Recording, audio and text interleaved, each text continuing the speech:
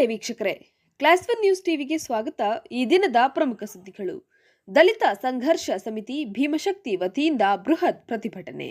ದೇವನಹಳ್ಳಿ ತಾಲೂಕಿನ ಕನ್ನಮಂಗಲ ಗ್ರಾಮ ಪಂಚಾಯಿತಿ ವ್ಯಾಪ್ತಿಯ ಪೂಜನಹಳ್ಳಿ ಗ್ರಾಮದಲ್ಲಿ ಅಂಗನವಾಡಿ ವಿಚಾರ ಪರ ವಿರೋಧ ವಿವಾದದ ಸುದ್ದಿಗಳು ಹೆಚ್ಚಾಗಿ ಕೇಳಿಬರ್ತಿದ್ದು, ಅಂಗನವಾಡಿ ಖಾಸಗಿ ವ್ಯಕ್ತಿಗಳಿಗೆ ಮಾರಾಟವಾಗಿದೆ ಎಂಬುದು ಸುಳ್ಳು ಸುದ್ದಿಯನ್ನ ಹಬ್ಬಿಸಿ ಸಾರ್ವಜನಿಕ ವಲಯದಲ್ಲಿ ವಿವಾದಗಳನ್ನು ಸೃಷ್ಟಿ ಮಾಡುತ್ತಿರುವಂತಹವರನ್ನ ಸದಸ್ಯತ್ವವನ್ನ ವಜಾಗೊಳಿಸಬೇಕು ಅಂತ ದಲಿತ ಸಂಘರ್ಷ ಸಮಿತಿ ಭೀಮಶಕ್ತಿಯ ರಾಜ್ಯ ಸಹಾಯಕ ಕಾರ್ಯದರ್ಶಿ ದಾಸರಬೀದಿ ಮುರಳಿ ಆಗ್ರಹಿಸಿದರು.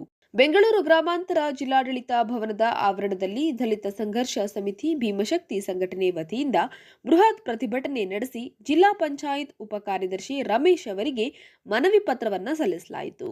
ಅಂಗನವಾಡಿ ಯಾವುದೇ ಪತ್ರಗಳು ನಕಲಿಯಾಗಿದ್ರೆ ಮೇಲಾಧಿಕಾರಿಗಳಿಂದ ತನಿಖೆ ನಡೆಯಲಿ, ಸತ್ಯಾಸತ್ಯತೆ ಹೊರಬರುತ್ತೆ, ವಿಶೇಷ ತಂಡ ರಚಿಸಿ ತನಿಖೆಯ ಮೂಲಕ ನಿಜಾಂಶ ಹೊರಬರಲಿ ಅಂತ ಹೇಳಿದ್ರು.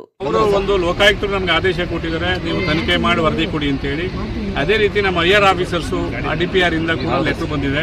ಈಗ ನಾವು ಹೇಳಿದ ಪ್ರಕಾರ ನಾವು ಮತ್ತು ಇವರೇನು ಧರಣಿ ಮಾಡ್ತಾ ಇದ್ರು ಸೋಮಶೇಖರ್ ಅವರು, ಅದು ಎಲ್ಲನೂ ಬೇಸ್ ಮಾಡಿಕೊಂಡು ನಾವು ಆಲೇ CEO ಅವರು ತನಿಖಾ ತಂಡವನ್ನು ಈಗ ಆಲ್ರೆಡಿ 4 ಜನ ತನಿಖಾ ತಂಡದ ಏನಿದೆಯಲ್ಲ EO ಅಧ್ಯಕ್ಷತೆಯಲ್ಲಿ ಮಾಡಿದ್ದೀವಿ.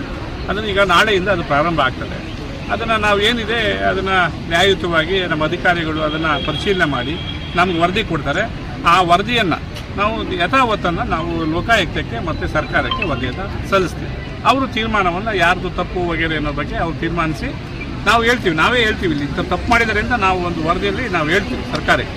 ಅದ್ರ ಪ್ರಕಾರ ಅವರು ಕ್ರಮ ತಗೊಳ್ಳೋ ಅಧಿಕಾರ ಈಗಾಗಲೇ ಸರ್ಕಾರಕ್ಕಿದೆ, ಮಾನ್ಯ ಕಮಿಷನರ್ಗಿದೆ, RDPR ಕಮಿಷನರ್ಗೆ. ಈ ಸಂದರ್ಭದಲ್ಲಿ ದಲಿತ ಸಂಘರ್ಷ ಸಮಿತಿ ಭೀಮಶಕ್ತಿಯ ಹಲವಾರು ಪದಾಧಿಕಾರಿಗಳು ಪಾಲ್ಗೊಂಡಿದ್ದರು.